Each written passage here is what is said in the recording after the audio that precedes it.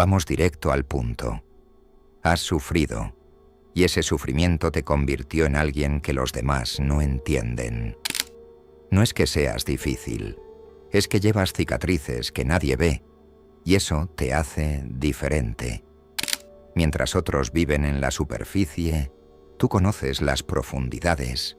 Has estado en lugares oscuros donde la mayoría nunca pondrá un pie, y eso cambió algo fundamental en ti. Pero aquí está lo que nadie te dice. Ese dolor que cargas no es una maldición, es un código, un lenguaje que solo hablan los que han estado rotos y se han reconstruido pieza por pieza. El problema es que sigues creyendo que ese sufrimiento te debilitó, cuando en realidad te dio algo que la gente común nunca tendrá. Perspectiva. Los que nunca han caído de verdad viven en una fantasía frágil, convencidos de que el mundo es justo, de que el esfuerzo garantiza resultados, de que todo tiene sentido. Tú sabes que eso es mentira. Has visto cómo el caos no pide permiso, cómo el dolor llega sin razón, cómo la vida destroza sin explicaciones. Y aunque eso duele, también te liberó de las ilusiones que mantienen atrapados a los demás. Pero no te engañes, el sufrimiento también te dejó trampas. Te volviste hipervigilante, siempre esperando el próximo golpe. Aprendiste a leer entre líneas, a detectar peligros donde otros ven normalidad. Tu mente se convirtió en un radar constante, escaneando amenazas, anticipando traiciones, preparándose para lo peor. Es agotador, lo sé. Vivir así es como estar en guerra permanente, incluso cuando no hay batalla. Y la ironía es brutal. Desarrollaste esas defensas para protegerte, pero ahora son ellas las que te mantienen aislado. Construiste muros tan altos que ni siquiera tú puedes ver más allá. Nietzsche lo expresó sin rodeos. Quien lucha con monstruos, cuídese de no convertirse en monstruo. Cuando miras largo tiempo al abismo, el abismo también mira dentro de ti. Y tú has mirado ese abismo, lo has sentido respirar en tu nuca, y parte de él se quedó contigo. No puedes fingir que no está ahí. El sufrimiento te marcó, te grabó patrones en el cerebro que ahora se activan automáticamente. Pero aquí está la pregunta que importa. ¿Vas a dejar que esos patrones te controlen o vas a convertirlos en herramientas? La psicología del sufrimiento es más compleja de lo que imaginas. Cuando atraviesas dolor extremo, tu cerebro se reorganiza. No es metáfora, es neurociencia pura. El trauma reescribe tus circuitos neuronales, altera tu sistema límbico, modifica tu respuesta al estrés. Tu amígdala se vuelve hipersensible. Tu corteza prefrontal lucha por mantener el control. Y tu hipocampo archiva recuerdos fragmentados que explotan sin aviso. Es como si tu cerebro hubiera aprendido un nuevo idioma, el idioma del peligro, y ahora no puede dejar de hablarlo. Caminas por la calle y tu sistema nervioso está en alerta máxima. Una conversación casual dispara memorias que creías enterradas. Un olor, un sonido, una frase, y de repente estás de vuelta en ese momento que te quebró. Los psicólogos lo llaman hiperactivación del sistema de amenaza, pero tú lo llamas tu realidad diaria. Vives en dos tiempos simultáneamente, el presente y ese pasado que nunca termina de pasar. Y aquí viene lo que nadie quiere admitir. El sufrimiento no te hace mejor persona automáticamente. Esa narrativa romántica de que el dolor te purifica es basura. El dolor te puede hacer más empático o más cruel, más sabio o más amargo, más fuerte o más quebrado. Depende completamente de lo que hagas con él. Algunos lo usan como combustible, otros dejan que los consuma. Viktor Frankl sobrevivió a Auschwitz y escribió que el hombre puede encontrar sentido incluso en el sufrimiento más extremo. Pero también hay millones que sufrieron y se perdieron en ese dolor, que nunca encontraron la salida. La diferencia no es la intensidad del sufrimiento, es la respuesta. Y aquí está el problema. Te han vendido la idea de que superar el trauma significa olvidarlo, dejarlo atrás, pasar página. Mentira. El trauma no se supera, se integra. No desaparece, se transforma. Las cicatrices no se borran, pero dejan de sangrar. La clave está en entender que ese dolor que cargas puede ser veneno o medicina, dependiendo de cómo lo uses. Pero hablemos de lo que realmente sucede en tu mente. Cuando sufres de verdad, desarrollas lo que los psicólogos llaman crecimiento postraumático. Aunque suene contradictorio, tu capacidad para la gratitud se amplifica porque conoces la ausencia. Tu apreciación por lo simple se intensifica porque viviste sin lo básico. Tu tolerancia al dolor aumenta porque ya conociste lo peor. Es como si el sufrimiento hubiera calibrado tus umbrales y ahora lo que destruiría a otros apenas te roza. Pero esa fortaleza tiene un precio oscuro. Te volviste incapaz de conectar con los que no han sufrido. Sus problemas te parecen triviales, sus quejas insignificantes, sus miedos infantiles. Y tienes razón, objetivamente, lo son. Pero aquí está la trampa. Ese juicio te aísla. Te conviertes en alguien que mira desde afuera, que entiende pero no pertenece, que siente pero no comparte. La gente percibe esa distancia, esa frialdad que no es crueldad, sino protección. Has aprendido que bajar la guardia duele, así que la mantienes alta, siempre. Y poco a poco, sin darte cuenta, te convertiste en una isla. Los estudios sobre trauma revelan algo fascinante y terrible. Las personas que han sufrido intensamente desarrollan una sensibilidad extrema a las señales sociales. Pueden detectar mentiras, leer microexpresiones, sentir cuando algo no encaja. Es una habilidad de supervivencia, porque aprendiste que ignorar las señales podía costarte todo. Tu cerebro se volvió un detector de amenazas tan refinado que capta lo que otros pasan por alto. Pero esa hipersensibilidad también es una maldición. Sientes las emociones de los demás con una intensidad agobiante. Una conversación casual te agota porque estás procesando 100 capas de información que otros ni registran. Caminas por un cuarto y captas las tensiones, las mentiras no dichas, los conflictos latentes. Es como tener un superpoder que no puedes apagar, que te bombardea constantemente con información que no pediste. Y lo peor es que cuando intentas compartir lo que percibes, la gente te mira como si estuvieras loco. Ellos no lo ven, así que asumen que lo estás inventando.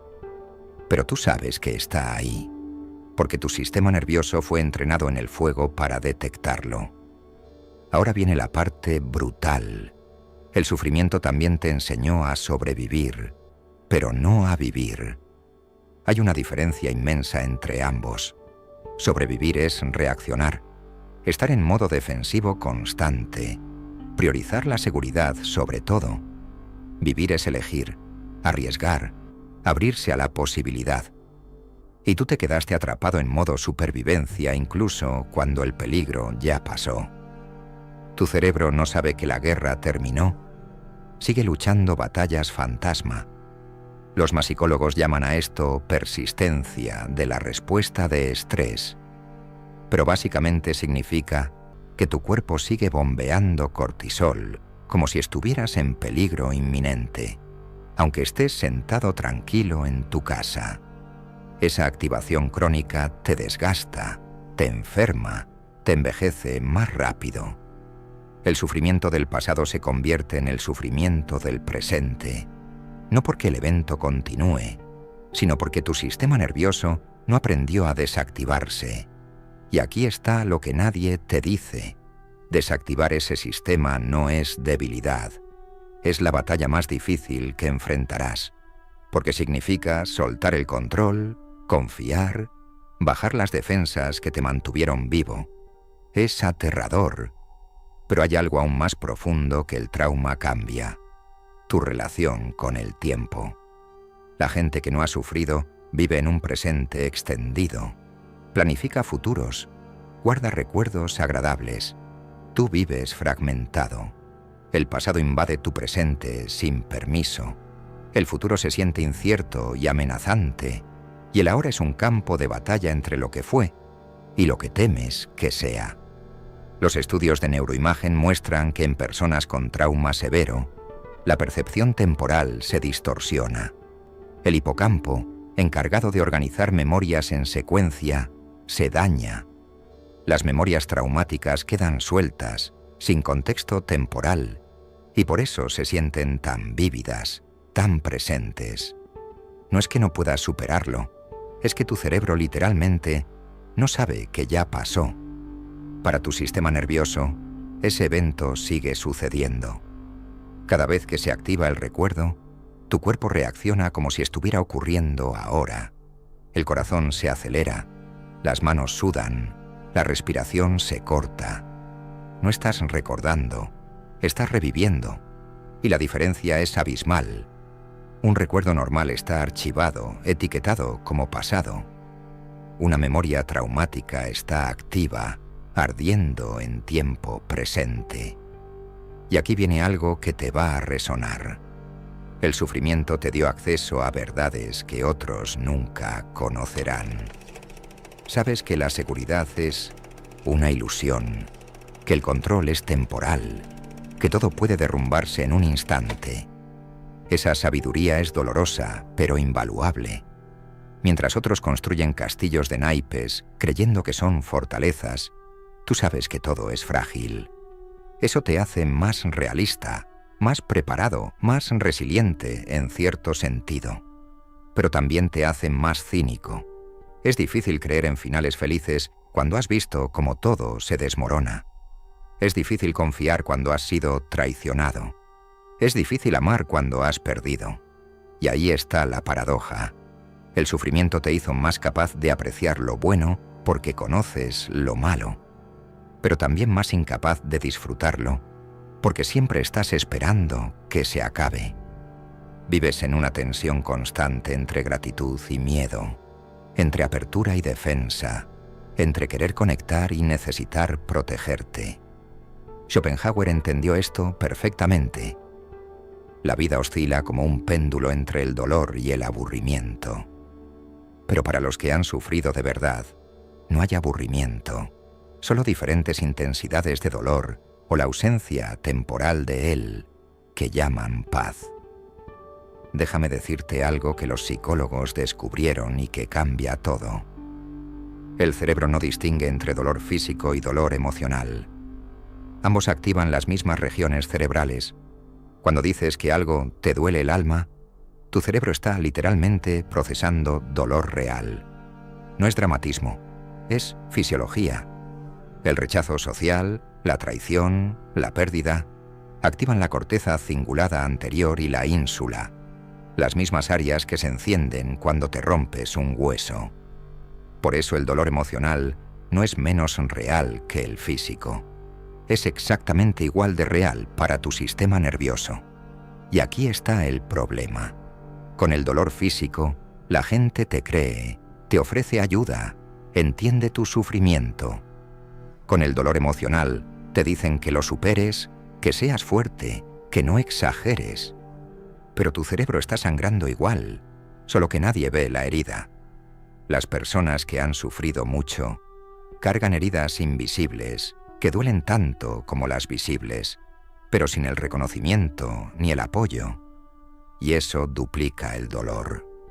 No solo sufres el evento, sufres la invalidación de tu sufrimiento. Ahora hablemos de lo que el trauma hace con tu identidad. Antes del sufrimiento, tenías una idea de quién eras. Después, esa persona ya no existe. Es como si hubieras muerto y resucitado, pero nadie organizó un funeral para quien fuiste. Sigues usando el mismo nombre, tienes el mismo cuerpo, pero por dentro eres otra persona. Los psicólogos llaman a esto discontinuidad del yo. Tu narrativa personal se fracturó. Hay un antes y un después tan marcado que no puedes reconciliarlos. Y la gente espera que sigas siendo quien eras. Pero tú sabes que esa persona murió en el momento del trauma. Ahora eres alguien nuevo, alguien que nació del dolor, y no sabes quién es esa persona. Tienes que reconstruir tu identidad desde cero, pero sin manual, sin guía, sin saber siquiera qué piezas usar. Algunos se aferran al trauma como identidad. Se convierten en la persona que sufrió, y esa se vuelve su única definición. Otros intentan negar el trauma, actuar como si nunca hubiera pasado, pero eso es imposible, porque las cicatrices están ahí. La verdad está en el medio. Integrar el sufrimiento sin que te defina, reconocerlo sin que te consuma. Pero aquí está lo que realmente diferencia a los que se reconstruyen de los que se pierden. La capacidad de encontrar significado. No un significado bonito o inspirador, sino cualquier significado. Viktor Frankl lo descubrió en los campos de concentración. Los que sobrevivían no eran necesariamente los más fuertes físicamente, eran los que encontraban alguna razón para seguir. Un reencuentro futuro, una tarea pendiente, una misión personal.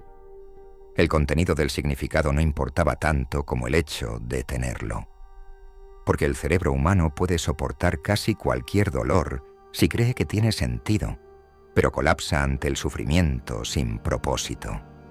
Esa es la verdadera tortura.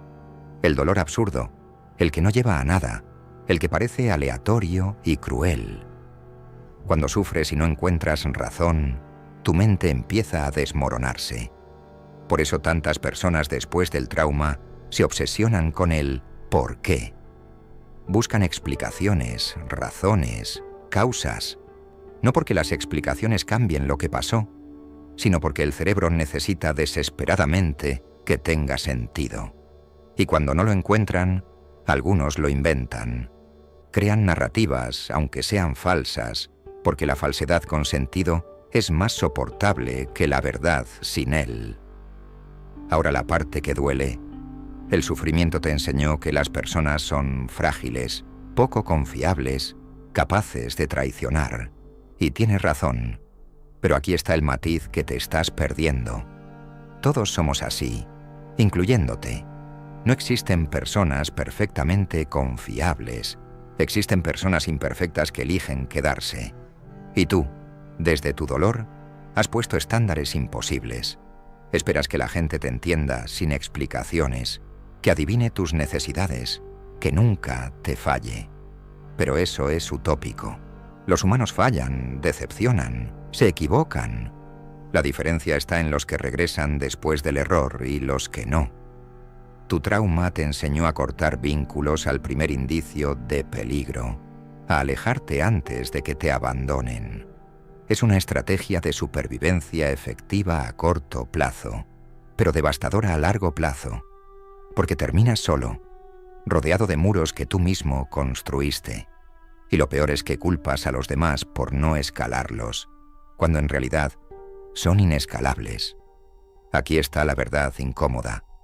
Tu trauma te protege, pero también te aprisiona. Mantiene fuera el dolor, pero también la conexión genuina.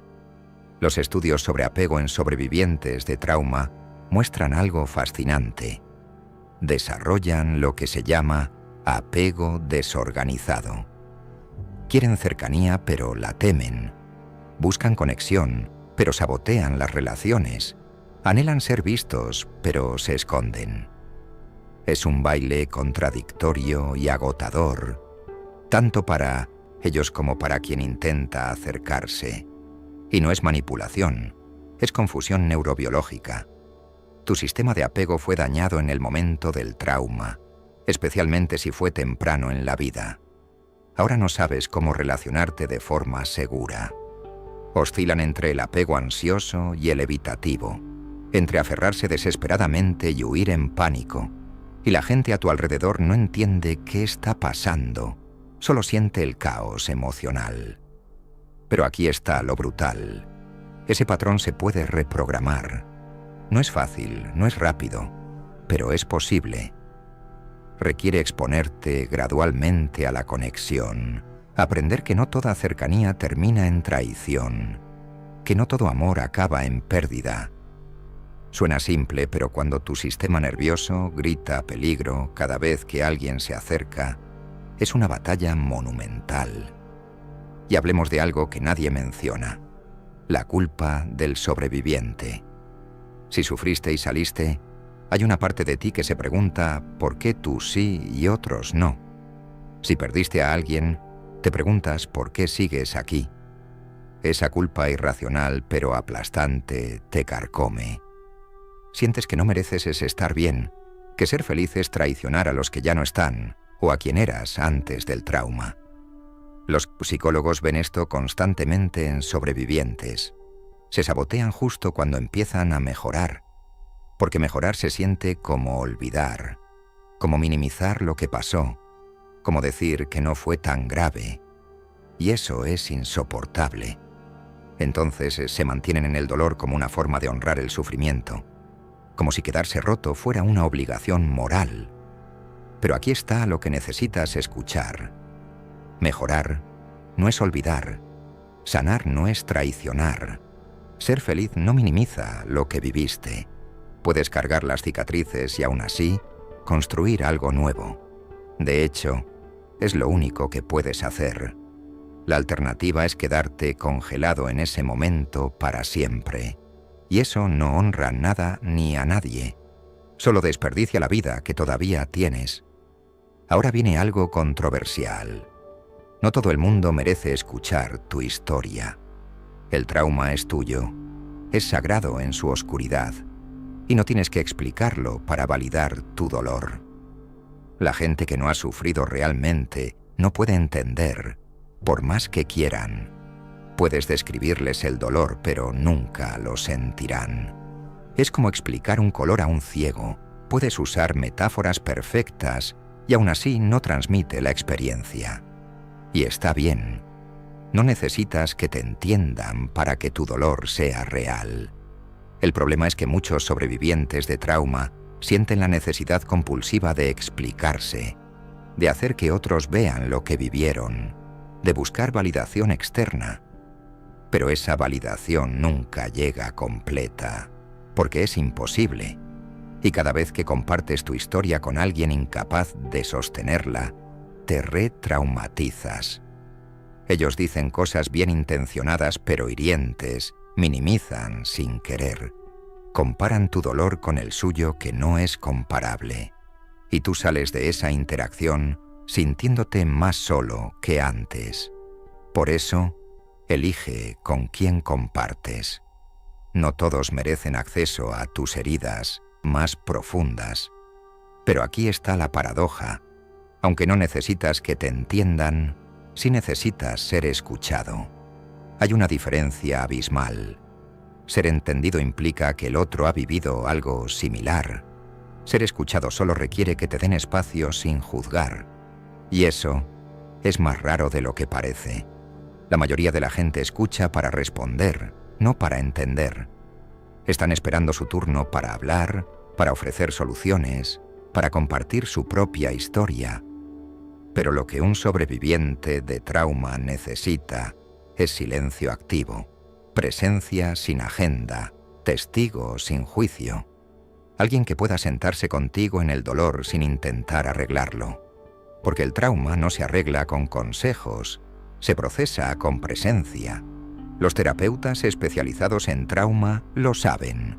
Su trabajo no es dar respuestas, es crear un espacio seguro donde el sistema nervioso pueda finalmente descansar. Donde puedas contar tu historia sin que te interrumpan, sin que te corrijan, sin que te digan cómo deberías sentirte. Eso es sanación real. Hablemos también del mito de la resiliencia. Te han dicho que debes ser resiliente, que tienes que recuperarte, que la fortaleza es volver a ser quien eras. Pero eso es imposible y además indeseable. La resiliencia real no es rebotar, es transformarse. No vuelves a tu forma original después del impacto. Te conviertes en algo diferente. El metal que pasa por el fuego no vuelve a ser mineral, se convierte en acero. Tú no vas a regresar a quien eras antes del trauma. Y está bien. Esa persona no podría sobrevivir lo que tú has vivido. La nueva versión de ti es más dura, más consciente, más capaz, también más dañada, más cínica, más cautelosa. Ambas cosas son ciertas. No eres ni la víctima rota ni el héroe triunfante. Eres algo más complejo. Alguien que sufrió y cambió, que perdió pero también ganó, que murió en parte pero sigue vivo. Esa ambigüedad es incómoda porque la gente quiere narrativas simples, pero la verdad del trauma es que no hay narrativas simples. Hay antes y después, hay cicatrices y crecimiento, hay dolor que nunca se va y fortaleza que nunca tuviste. Todo existe simultáneamente.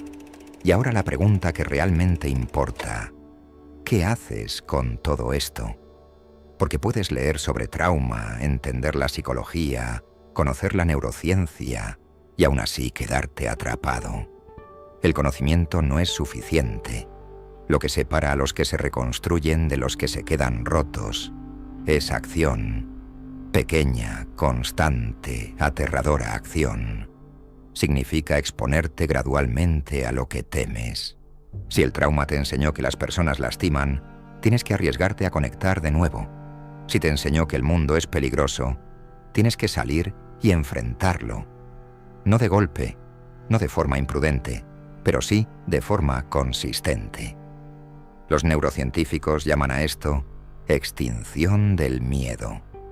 Expones tu sistema nervioso repetidamente a la situación temida en contexto seguro, hasta que aprende que no todo contacto es peligro. No toda cercanía es traición. Es brutal, es lento, pero funciona. El cerebro es plástico, puede reaprender, pero no lo hará solo. Necesitas empujarlo. Necesitas elegir conscientemente hacer lo que tu instinto grita que evites. Y aquí viene la parte final, la que determina todo. Tienes que decidir qué tipo de persona serás después del trauma, porque el sufrimiento no te hace automáticamente bueno ni malo. Solo te da materia prima. Algunos usan ese dolor para justificar su crueldad, para lastimar porque fueron lastimados. Otros lo usan para desarrollar compasión, para entender el dolor ajeno. Algunos se amargan, se cierran, dejan que el trauma los consuma. Otros lo integran, lo usan como combustible, lo convierten en propósito. Y no, ninguna opción es fácil. Todas requieren esfuerzo consciente. La diferencia es que una te mantiene prisionero del pasado y la otra te libera hacia el futuro. Jung lo dijo perfecto. No soy lo que me sucedió, soy lo que elegí convertirme. Y esa elección no se hace una vez, se hace cada día. Cada mañana decides si el trauma te define o si tú lo defines. Si eres la víctima de tu historia o el autor de tu siguiente capítulo. Nadie puede hacer esa elección por ti, ni siquiera las personas que te aman. Es tu batalla, tu responsabilidad, tu poder. Porque al final, el trauma te quitó mucho, pero no puede quitarte la capacidad de elegir. Mientras respires, mientras pienses, mientras sientas, puedes elegir. Y esa es la única libertad real que existe. La libertad de decidir quién eres, más allá de lo que te hicieron. Así que elige. No mañana, no cuando estés listo, porque nunca estarás completamente listo. Elige ahora. Elige ser más que tu dolor. Elige construir algo con las ruinas. Elige vivir, no solo sobrevivir. Porque ese es el verdadero triunfo sobre el trauma. No que desaparezca, sino que dejes de dejar que controle tu vida. Y si logras eso, si realmente lo logras, habrás convertido el peor momento de tu existencia en el catalizador de tu transformación. Esa es la alquimia del sufrimiento. Convertir el plomo del dolor en el oro de la sabiduría. No es poético, es práctico. Es lo único que funciona. Así que adelante, toma tu dolor y construye algo con él, porque dejarlo ahí tirado solo garantiza que sufriste en vano, y tú vales más que eso, mucho más. Y si logras eso, si realmente lo logras, habrás convertido el peor momento de tu existencia en el catalizador de tu transformación. Esa es la alquimia del sufrimiento. Convertir el plomo del dolor en el oro de la sabiduría. No es poético, es práctico. Es lo único que funciona. Así que adelante, toma tu dolor y construye algo con él, porque dejarlo ahí tirado solo garantiza que sufriste en vano, y tú vales más que eso, mucho más. Pero seamos honestos sobre algo que nadie quiere admitir. El sufrimiento también te dio una ventaja que la mayoría no tiene. Te enseñó a funcionar en el caos. Mientras otros colapsan ante la primera crisis, tú ya conoces ese territorio. Has estado en el infierno y saliste, así que cuando las cosas se ponen difíciles, no entras en pánico como los demás. Tu umbral de tolerancia se expandió tanto que lo que destruye a otros apenas te rasguña. Eso no significa que no duela. Significa que sabes cómo seguir funcionando mientras duele. Y esa es una habilidad invaluable en un mundo que está constantemente al borde del colapso. Piénsalo. La persona promedio vive en una burbuja de comodidad tan frágil que cualquier inconveniente la desmorona. Pierden su trabajo y se derrumban. Una relación termina y se paralizan. Un plan se cancela y entran en crisis. Tú has perdido cosas que realmente importan. Has sobrevivido dolores que otros ni siquiera pueden imaginar. Entonces, cuando la vida te lanza problemas ordinarios, tu respuesta es casi aburrida en comparación. No porque no te importen, sino porque tu escala de catástrofe se recalibró. Lo que para otros es el fin del mundo, para ti es apenas un obstáculo.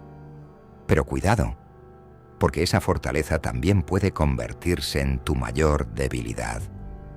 Te acostumbras tanto a funcionar en modo crisis que olvidas cómo relajarte. Tu sistema nervioso está tan entrenado para el peligro que la paz te resulta sospechosa. Cuando las cosas están tranquilas, en lugar de disfrutarlo, empiezas a buscar qué está a punto de salir mal. Los psicólogos llaman a esto anticipación de amenaza, y es uno de los síntomas más persistentes del trauma. No puedes confiar en la calma, porque tu experiencia te enseñó que la calma es solo el preludio de la tormenta. Entonces vives constantemente preparándote para el próximo desastre, gastando energía en batallas que nunca llegan, agotándote en guerras imaginarias. Y la ironía es brutal. Pasas tanto tiempo preparándote para el sufrimiento futuro que te pierdes el presente. Vives en un estado perpetuo de pretraumatización, traumatizándote a ti mismo con escenarios que nunca se materializan. Esa es la trampa más cruel del trauma. No necesitas seguir pasando para seguir dañándote. Tu propia mente se encarga de mantenerlo vivo. Y aquí hay algo que los estudios recientes están descubriendo. El trauma cambia tu relación con el placer. No solo con el dolor, con el placer. Las personas que han sufrido intensamente a menudo desarrollan lo que se llama anedonia, la incapacidad de sentir placer en cosas que antes lo generaban. No es depresión clásica, es algo más específico. Tu sistema de recompensa cerebral se desreguló. La dopamina no fluye como debería.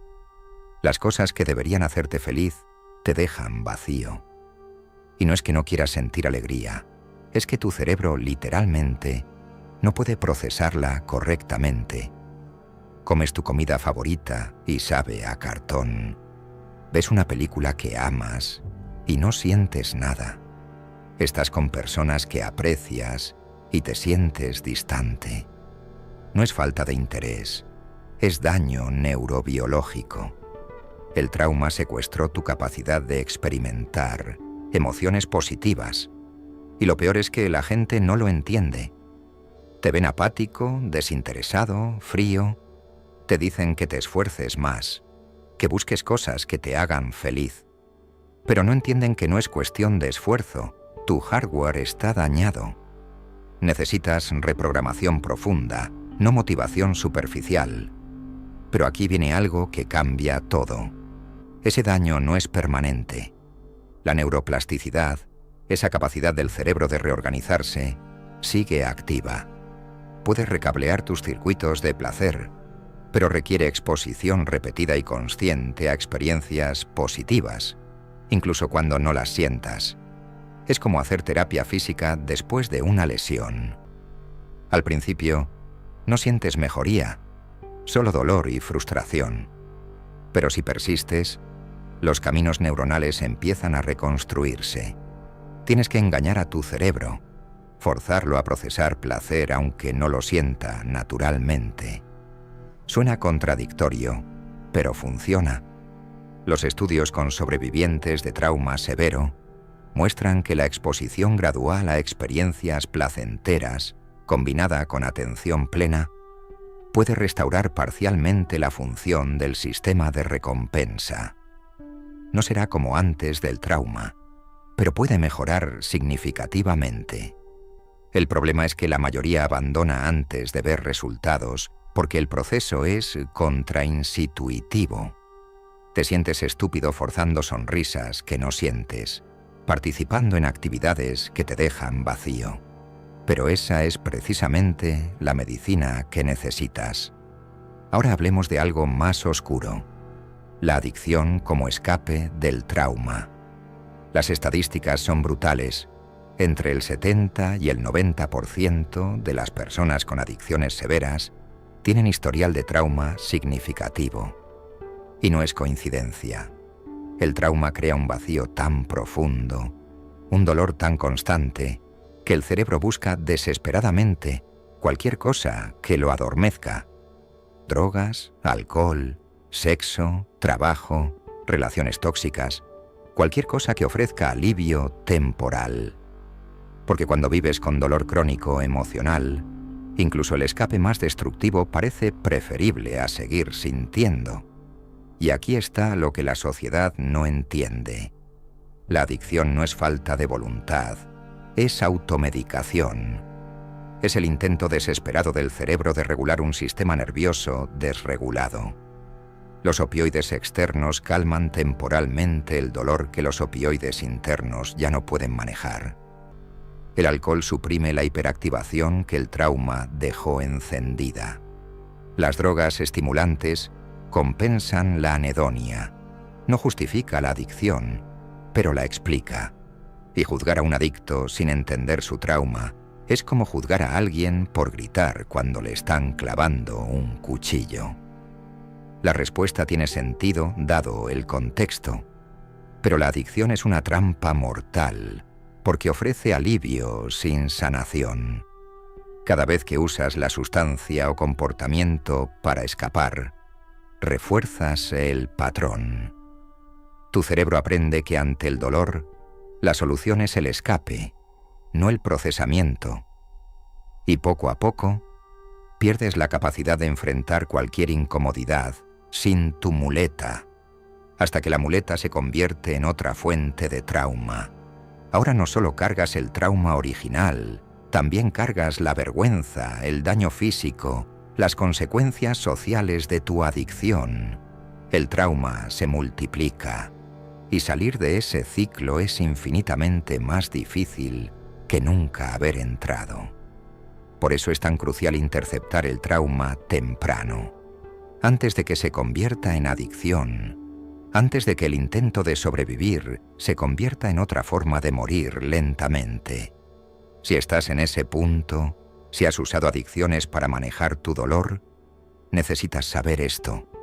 No eres débil, no eres malo. Tu cerebro está haciendo lo que puede con los recursos que tiene.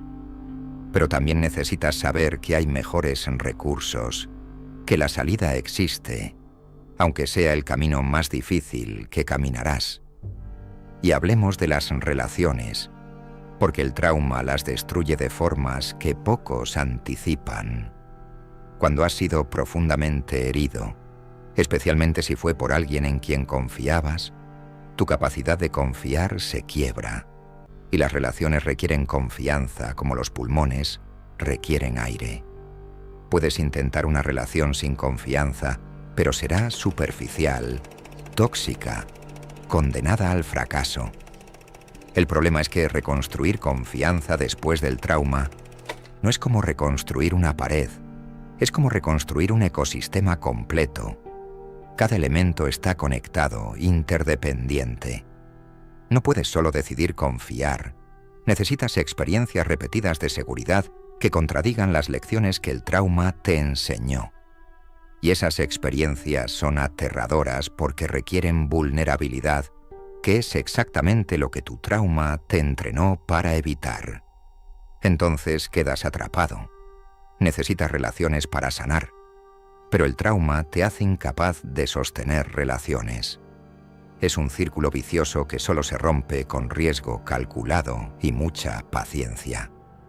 Pero aquí está lo que nadie te dice sobre las relaciones post-trauma.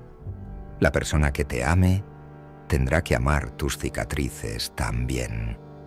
No puedes solo amar la versión de ti que existe cuando estás bien.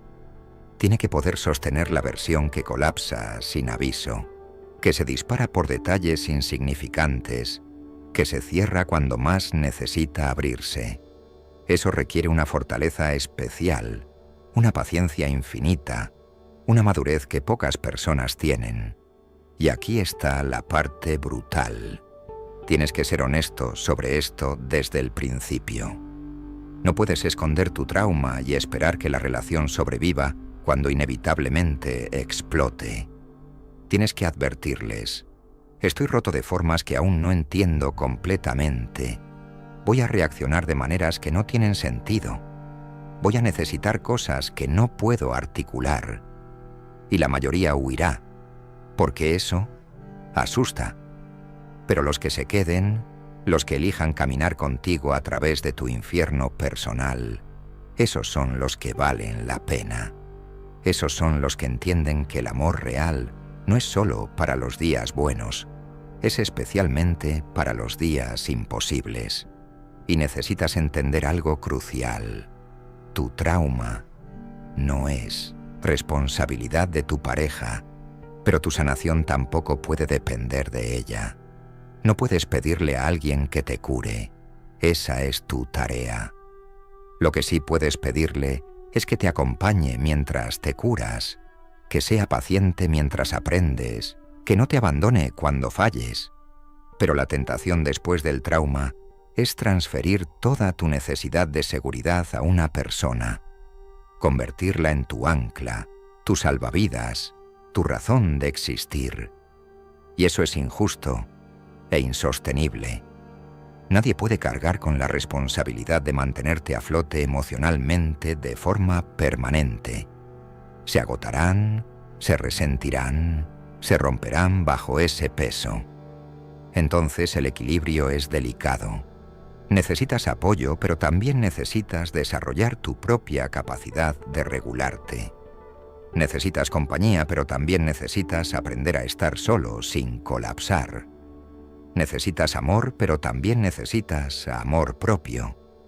Y ese balance solo se encuentra en terapia seria, en trabajo interno brutal, en años de reconstrucción consciente. Ahora, algo que muy pocos mencionan: el trauma cambia tu propósito de vida. Antes de sufrir, probablemente tenías metas convencionales: éxito, dinero, reconocimiento, placer. Después del trauma, esas cosas pierden importancia. No porque sean malas, sino porque has visto que lo material es efímero, que el estatus no protege del dolor, que el dinero no compra paz mental. Tu jerarquía de valores se reordena completamente. Lo que antes parecía crucial ahora parece trivial. Y lo que antes ignorabas, conexión genuina, significado profundo, contribución real, ahora se vuelve central. Viktor Frankl llamó a esto reorientación existencial. El trauma te fuerza a preguntarte qué realmente importa, y la mayoría de las respuestas culturales colapsan bajo escrutinio. No importa tu puesto laboral cuando estás sangrando emocionalmente. No importa cuántos seguidores tienes cuando estás solo en tu dolor. No importa cuánto dinero acumulaste cuando no puedes comprar paz. El trauma es un filtro brutal que separa lo esencial de lo superfluo. Y aquí viene la parte liberadora. Una vez que pasas por ese filtro, vives con una claridad que otros nunca tendrán. Sabes exactamente qué vale la pena y qué no. No pierdes tiempo en cosas insignificantes, porque has experimentado lo verdaderamente significativo del dolor, y eso te calibra. Mientras otros persiguen vanidades, tú persigues sustancia. Mientras otros se preocupan por impresionar, tú te preocupas por ser auténtico. Mientras otros temen el juicio, tú ya enfrentaste cosas peores que cualquier crítica. Esa libertad es el regalo oculto del trauma. No lo buscaste, no lo querías, pero ahora que lo tienes, úsalo. Úsalo para construir una vida que realmente valga la pena, no la vida que otros esperan que vivas. Úsalo para conectar profundamente en lugar de superficialmente. Úsalo para crear significado en lugar de acumular cosas. Porque al final, el trauma te robó mucho, pero también te dio la oportunidad de vivir con más verdad que la mayoría de la gente. Pero seamos realistas sobre el costo. Vivir con esa claridad también es solitario. La mayoría de las personas operan en la superficie, y cuando tú vives en las profundidades, hay poco espacio común. Sus conversaciones te parecen vacías, sus preocupaciones insignificantes, sus miedos infantiles. Y no es que seas superior, es que tu perspectiva cambió irreversiblemente. Es como si vieras en un color que otros no pueden percibir. Intentas explicarlo, pero las palabras fallan. Intentas conectar, pero el abismo de experiencia es demasiado amplio. Y lentamente te das cuenta de que solo puedes conectar realmente con otros que también han sufrido, que también han sido transformados por el dolor. Esos son los únicos que hablan tu idioma, los únicos que entienden sin que tengas que explicar. Y cuando los encuentras, esas conexiones son profundas como el océano. Pero son raras, porque la mayoría de la gente evita a los que han sufrido. Les recuerdan su propia fragilidad, su propia vulnerabilidad. Y ahora voy a decirte algo que te va a liberar o te va a enfurecer. Nadie va a reconocer completamente lo que pasaste. Nunca recibirás la validación total que parte de ti anhela. La justicia cósmica no existe. El universo no compensa tu dolor con bendiciones equivalentes.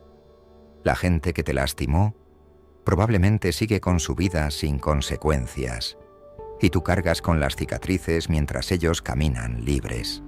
Es injusto, es brutal, es la realidad, y puedes consumirte en esa injusticia, esperando reconocimiento que nunca llegará, o puedes soltarlo. Soltar no significa perdonar, no significa olvidar, significa decidir que no vas a seguir dándole poder sobre tu presente. Significa reconocer que esperando justicia solo te mantienes encadenado a ese momento. Séneca lo dijo hace milenios. Aferrarse a la ira es como beber veneno esperando que el otro muera. Tu ira es válida, tu dolor es real, pero mantenerte en ese estado solo te envenena a ti. Los que te dañaron probablemente ni lo recuerdan, mientras tú revives ese momento 1000 veces. Esa asimetría es cruel, pero también te muestra dónde está tu poder, en soltar, no en aferrarte. Hablemos también del mito del tiempo que todo lo cura. Mentira. El tiempo no cura nada por sí solo. El tiempo solo pone distancia entre tú y el evento traumático. Pero si no procesas activamente ese trauma, solo lo estás acumulando. Se va compactando, fosilizando, convirtiéndose en algo más duro de desenterrar. Por eso hay gente que sufre traumas décadas atrás y sigue igual de rota que el primer día. El tiempo pasó, pero el trauma no fue procesado. Quedó enterrado, latente, esperando el detonante correcto para explotar de nuevo. Y cuando explota, lo hace con la misma intensidad que el día 1. Porque para el sistema nervioso no hay diferencia temporal. Un trauma sin procesar está fresco, sin importar cuántos años hayan pasado. Por eso la sanación real requiere trabajo activo, terapia, exposición gradual, procesamiento somático, integración narrativa. Todas esas palabras complicadas significan básicamente lo mismo. Tienes que enfrentar lo que pasó, sentirlo completamente, y luego reorganizar cómo lo almacenas en tu memoria, convertirlo de algo que te está pasando en algo que te pasó. Esa diferencia de tiempo verbal es la diferencia entre estar traumatizado y haber superado el trauma. Y déjame decirte algo sobre la terapia, porque hay mucha desinformación. No toda terapia sirve para trauma. Hablar sobre tus problemas sin estrategia específica puede incluso retraumatizarte. Necesitas enfoques diseñados para trauma. EMDR, terapia somática, exposición prolongada, terapia cognitivo-conductual enfocada en trauma. Estos métodos no son solo conversación, son intervenciones estructuradas que apuntan directamente a cómo tu cerebro almacenó el evento traumático. Y sí, son incómodos. Vas a tener que revivir aspectos del trauma en entorno controlado. Vas a tener que sentir lo que has estado evitando. Vas a salir de sesiones sintiéndote peor antes de sentirte mejor. Pero es el único camino real. No hay atajos, no hay pastillas mágicas que borren trauma. No hay técnicas rápidas que lo desaparezcan. Hay trabajo duro, consistente, guiado por profesionales que entienden la neurobiología del trauma. Y si no puedes pagar terapia privada, busca clínicas comunitarias, programas universitarios, grupos de apoyo. Hay recursos, aunque limitados, pero tienes que buscarlos activamente, porque nadie va a venir a rescatarte. Esa es otra lección brutal del trauma. Tu sanación es tu responsabilidad, aunque el trauma no haya sido tu culpa. Ahora quiero hablar de algo que cambia vidas cuando lo entiendes. La diferencia entre reactividad y respuesta. Cuando estás traumatizado, vives en reactividad constante. Algo dispara tu sistema nervioso y reaccionas automáticamente. Gritas, te cierras, huyes, atacas. No hay espacio entre el estímulo y tu respuesta. Es instantáneo. Y después te arrepientes, pero en el momento no podías controlarlo. Eso es porque el trauma secuestró tu corteza prefrontal, la parte del cerebro responsable del pensamiento racional y el autocontrol. Cuando te disparas, tu amígdala toma el control y opera en modo supervivencia pura. No hay lógica, no hay reflexión, solo reacción primitiva. Pero aquí está la clave. Puedes recuperar ese control. No eliminando las reacciones, eso es imposible, sino creando espacio entre el estímulo y tu respuesta. Los budistas lo llaman la pausa sagrada. Los psicólogos lo llaman ventana de tolerancia. Pero el concepto es el mismo. Aprender a observar tu activación antes de reaccionar. Darte 5 segundos, 10 segundos, respirar, notar qué está pasando en tu cuerpo y luego elegir conscientemente cómo responder en lugar de reaccionar automáticamente. Suena simple, pero es extraordinariamente difícil. Requiere práctica diaria, mindfulness constante, intervención en tiempo real sobre tus propios patrones. Pero es posible y es transformador. Imagina poder sentir la ola de activación subiendo, reconocerla como memoria traumática y aún así elegir no dejarte arrastrar. Eso es recuperar tu poder. Eso es pasar de ser víctima de tu sistema nervioso a ser el regulador consciente de tus respuestas. Y no, nunca será perfecto. Habrá momentos donde falles, donde te dispares completamente y reacciones mal. Pero cada vez que logres crear esa pausa, cada vez que logres elegir en lugar de reaccionar, estás recableando tu cerebro. Estás enseñándole que puede haber amenaza sin peligro real, que puede haber activación sin necesidad de respuesta extrema. Y poco a poco, tu ventana de tolerancia se expande. Puedes manejar más estrés sin colapsar, más incomodidad sin dispararte, más conflictos sin desmoronarte. Eso es sanación práctica. Y aquí viene algo que sorprende a muchos. El cuerpo guarda más trauma que la mente. Puedes entender intelectualmente lo que te pasó. Puedes tener insights profundos. Puedes racionalizar perfectamente tu trauma. Y aún así tu cuerpo sigue reaccionando como si estuviera en peligro. Porque el trauma se almacena somáticamente en tu sistema nervioso, en tu musculatura, en tus patrones de respiración. Bessel van der Kolk, uno de los mayores expertos en trauma, lo resume perfecto. El cuerpo lleva la cuenta. Puedes engañar a tu mente, pero no puedes engañar a tu cuerpo. Por eso tantas víctimas de trauma desarrollan problemas físicos crónicos, dolor de espalda, problemas gastrointestinales, tensión muscular constante, fatiga inexplicable. No es psicosomático en el sentido de imaginario, es trauma somatizado, literalmente incorporado en tu carne. Y la única forma de liberarlo es a través del cuerpo también. Movimiento, yoga, danza, terapia somática, trabajo de respiración. Técnicas que acceden directamente al sistema nervioso sin pasar por el filtro cognitivo. Porque cuando el trauma está en el cuerpo, las palabras no lo alcanzan. Déjame contarte algo fascinante sobre el sistema nervioso autónomo. Tiene dos ramas principales: el simpático que te activa para luchar o huir, y el parasimpático que te calma. En personas traumatizadas, el balance entre ambos se rompe. Viven con el simpático sobreactivado constantemente, bombeando cortisol y adrenalina como si estuvieran en batalla permanente.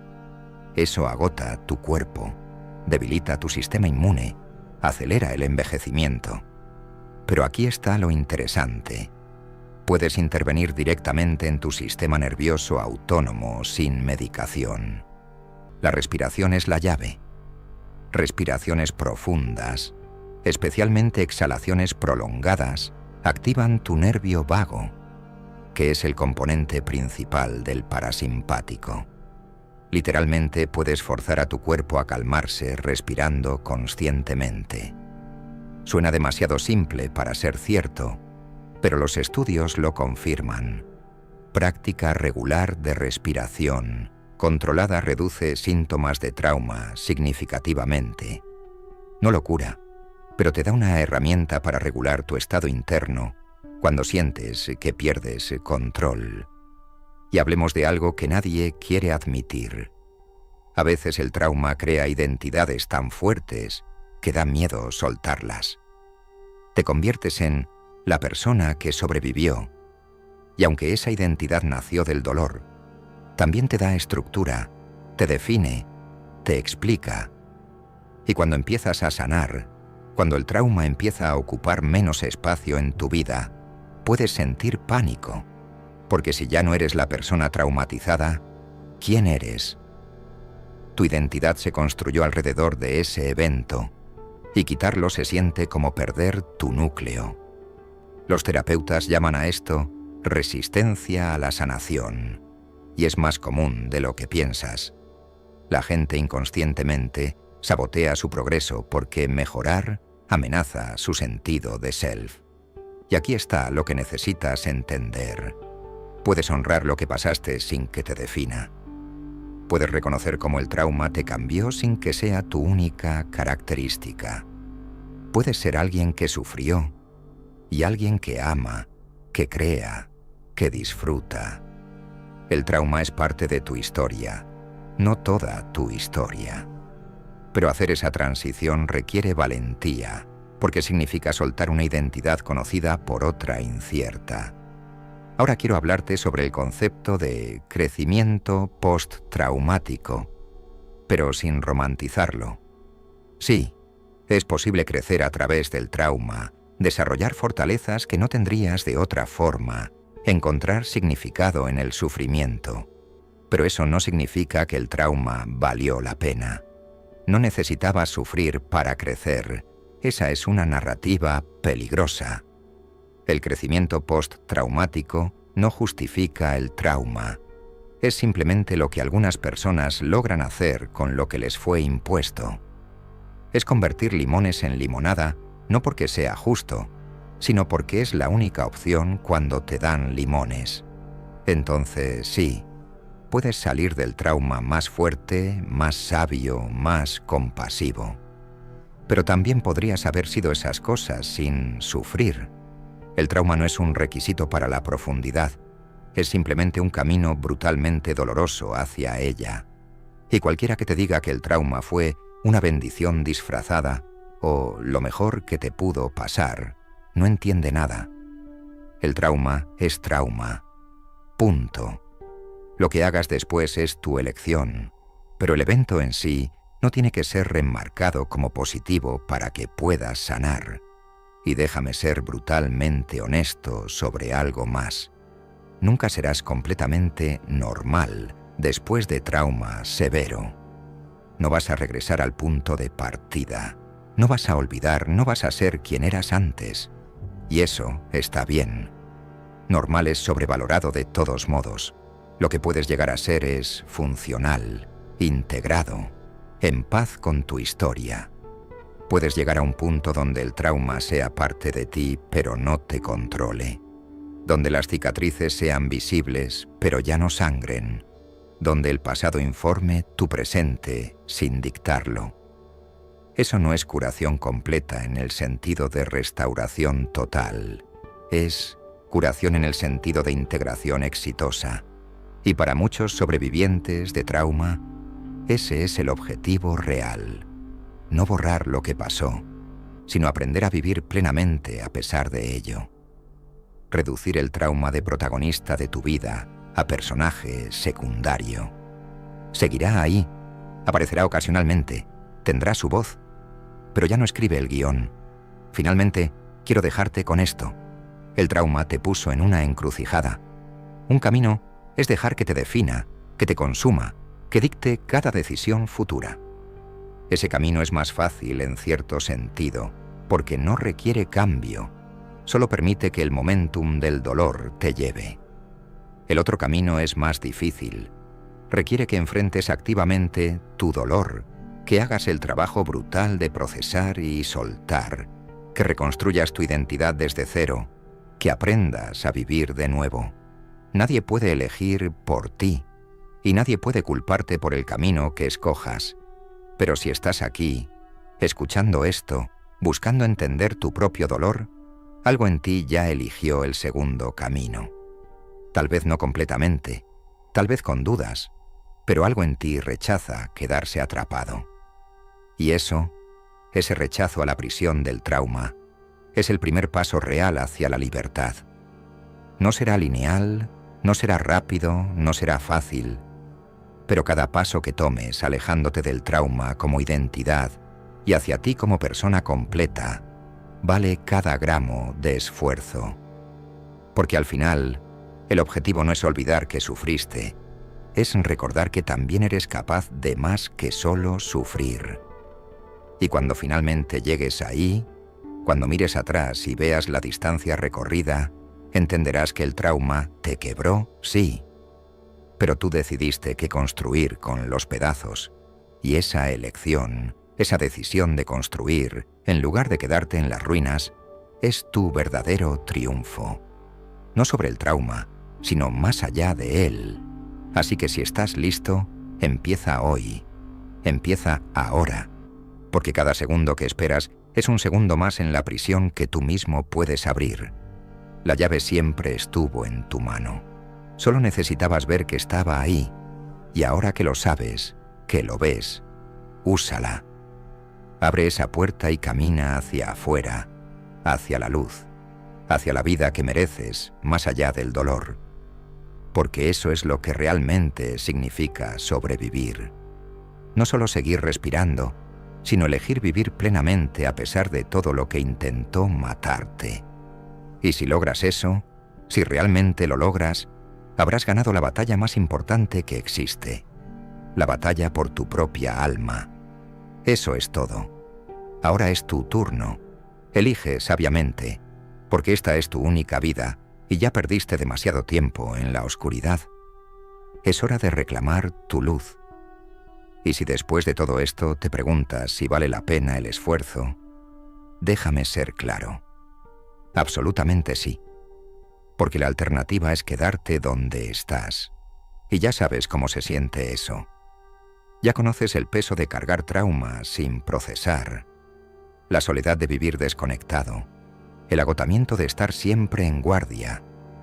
Eso es lo que te espera si no haces nada. Pero si te atreves, si realmente te comprometes con tu sanación, del otro lado te espera algo que tal vez olvidaste que existía. Paz. No la ausencia de dolor, eso es imposible, sino la capacidad de sostener tu dolor sin que te destruya. La capacidad de ser feliz incluso con cicatrices. La capacidad de amar incluso después de haber sido lastimado. Eso es lo que está en juego. Y por eso, por la posibilidad de recuperar tu humanidad completa, vale cada lágrima, cada sesión difícil de terapia, cada momento incómodo de crecimiento. Porque tú no naciste para ser un sobreviviente, naciste para vivir. Y es hora de recordar eso. Si encontraste valor en este video, si algo resonó contigo, déjame un comentario con la palabra transformación. Quiero saber que esto llegó a quienes lo necesitaban. Y si conoces a alguien que está luchando con su propio trauma, comparte esto. Podría ser exactamente lo que necesitan escuchar hoy. Suscríbete al canal para más contenido que te desafía a ver más allá de la superficie, a vivir con más profundidad, a enfrentar las verdades incómodas que te liberan. Nos vemos en el próximo video. Y recuerda, el trauma no tiene la última palabra. Tú la tienes.